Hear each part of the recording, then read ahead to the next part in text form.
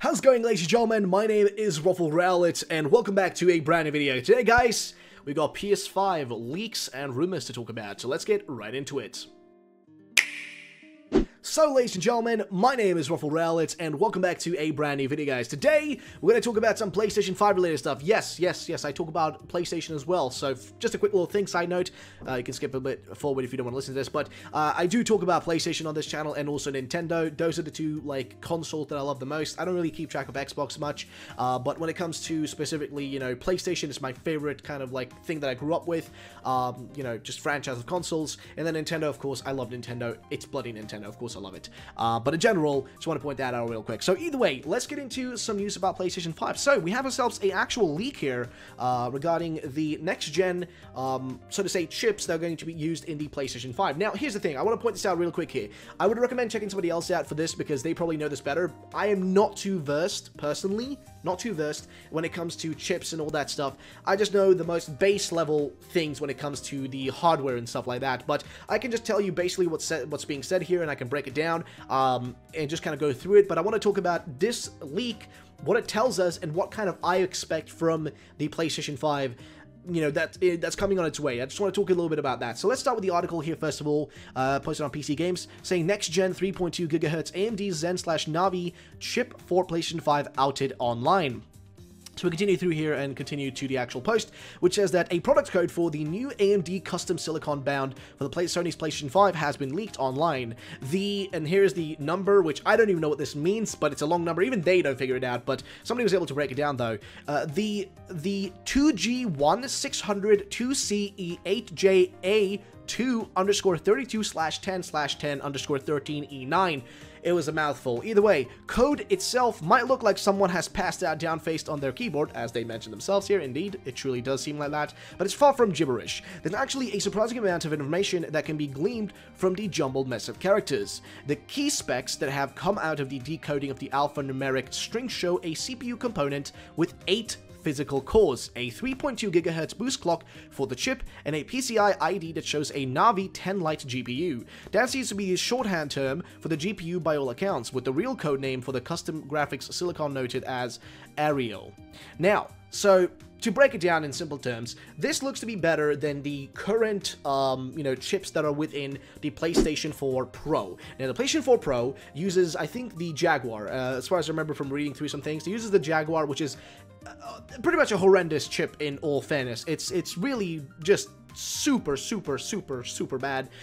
It's not been really keeping up that well, and I think actually they break it down a little bit further down here, saying if the PlayStation 5 is using an SM-enabled Z Plus core at its heart, you could be looking at a games console in 2020 which has 16 threads of processing power inside it, and with the touted 3.2 GHz boost clock, it's going to be running mighty quickly too. The Jaguar cores in the PS4 Pro are currently running at just 2.13 GHz, which is more than 1 GHz slower than the potential top speed of the PlayStation 5. Now, there isn't the same level of detail about the Navi 10 Lite GPU the Zen Plus chip is going to be paired with. However, the speculation is that the 10 in front of the 13E9, the GPU ID, could be relating to the clock speed of the chip, putting it at 1 GHz. Now, in all fairness, this is going to do, just in general, based on just the most basic shit I can understand here, PlayStation 5 is going to be outpacing the PlayStation 4 by a mile. That's the point I'm trying to get across. Sorry, lost my track of my words there. But it's going to be outpacing by quite a mile, and this is good because this opens up a lot of possibilities here. Now, if you guys remember the specific reveal trailer we got, the gameplay trailer we got for The Last of Us 2, we saw gameplay in that looked really, just really top-notch.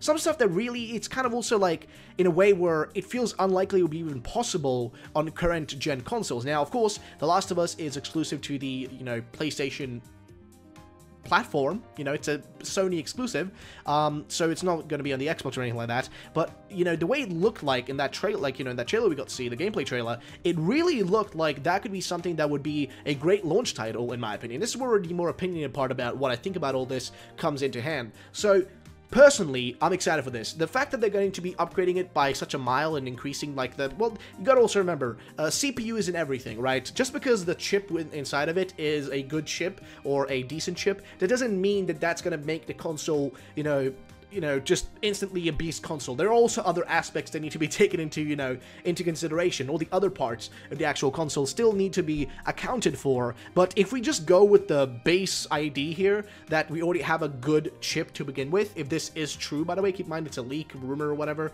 so you never know about 100% about these things, but so far this person seems to have some level of credibility to them. But if this is true, at least we have a good chip to begin with. Then everything around it, as we get closer to the reveal of the console, will slowly get leaked one by one, and we'll know more and more about it until we eventually even know, what level of console it's going to be. But so far, based on this, it looks to be a big upgrade from the PS4 Pro. Now, some of the things that I want to mention here is, looking at The Last of Us 2, it looks to be a game that's going to really take another step when it comes to like graphics and all of those aspects. I remember when, I was playing The Last of Us for the first time on the PS4. When I bought the PS4 for the first time, I got Last of Us with it, and I was really excited to play it. The game was, of course, the like remastered version of the game, which, looked fantastic on the PS4 at the time as well. At the time, I was like, damn, this is amazing. This was before I was playing PC games on like my current PC and like my previous PC, which were really, high-end. This is before that, and, now looking back, I'm like, okay, this is kind of interesting, because now compared to the gameplay we've seen from The Last of Us 2, it looks fantastic, and I'm really wondering, is this gonna be a game they're gonna leave behind, specifically to be a launch title for the PlayStation 5? It makes sense, right? If the PlayStation 5 is coming out in 2020, which is the rumored release date for the console, if it's coming out in 2020, then it would make sense, right? It would make sense that they would wait a little bit and just wait a little bit and release it in 2020, aka the game, alongside of it, right, as a good launch title. Because when you compare to the other two giants right now, which are Xbox and Nintendo, I mean, Xbox is doing just horrible in its corner, but if you look at those two, when it comes to launch titles, I think the Nintendo had, like, Breath of the Wild, ARMS, and Splatoon 2, right? Those were the three games I can remember off the top of my head, I think were launched at the launch of the Switch, so to say, which were good games. I mean, they've done well over the past 2 years, but the Switch has now been out for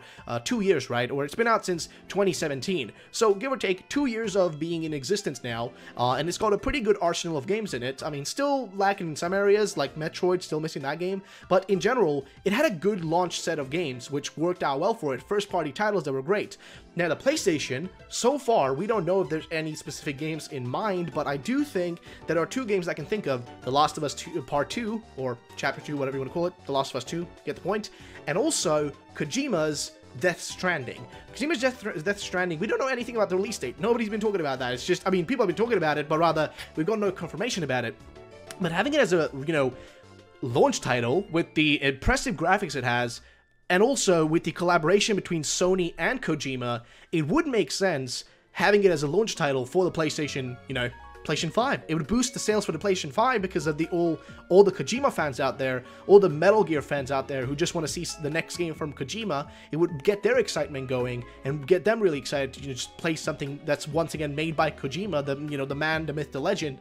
It would just get them really excited, and that would just boost general sales for the console. So having those two games, those would be enough to rival Breath of the Wild in terms of quality and also just sales numbers. I mean, it could really be good games to launch off the console with.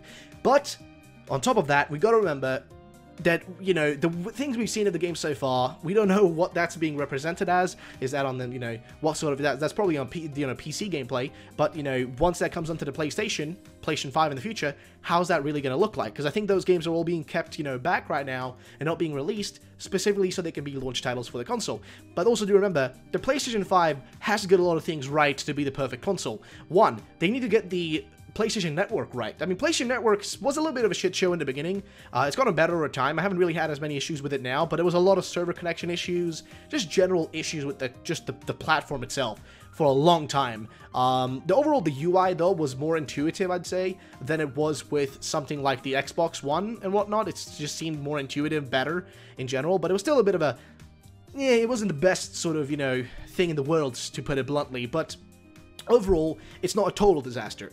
But then, on the other hand, you also have other aspects that need to be accounted for. For example, will there be backwards compatibility? Will we be able to play our old games on this console? Will we be able to buy the old games we loved on this console and still play them online and that sort of stuff? Is that a possibility? Will there be cross-platform gameplay? There's a bunch of these questions that are being asked right now, which aren't being answered by this leak, but this leak does give us an indication that at least in the department of you know, hardware, if it is true, we're looking to be getting a pretty good console in that department, at least for now. But then again, the bigger question, of course, is all the other stuff. Will all the other stuff work? The networking, you know, those sort of aspects, backwards compatibility. Will we be seeing a 60 FPS, you know, with 1080p, or, you know, 60 FPS with 4K? You know, will we be seeing that? Will that even be a possibility? Who knows? I know that personally, I just want to see the game being playable in 1080p 60 FPS. I do not ever want to see a console force me to play in 30 FPS ever again, okay? I do not want that. As somebody who's been playing, you know, less PlayStation and more PC gaming in the last few years,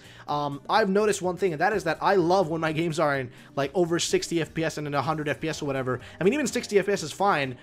I'm okay with it, as long as, you know, if it's on a console, I'm okay with it, but I never want to see it go back to 30 FPS again. I think we shouldn't really be expecting it to be that horrendous anymore. I think now we're reaching the point where consoles have really reached the point where they are not going to require that sort of thing anymore. So yeah, that is it for the video though, guys. I've covered most of the information I want to go through. I'm going to link the articles I was talking about here in the links in the description down below, so you guys can check them out. But please do remember that I'm not the most versed person when it comes to this sort of stuff. I just want to cover this and talk a little bit about it because I'm just really intrigued about where this is going. And if this hardware is what we are getting, and if it's going to be good and match well up with all the other aspects of the hardware, you know, into making a perfect console, that could be fantastic. I mean, we're looking to get a pretty good console in the coming years. So, ladies and gentlemen, thank you so much for watching. My name is Rob Scarlet. Have yourselves a great day, and bye-bye, ladies and gentlemen.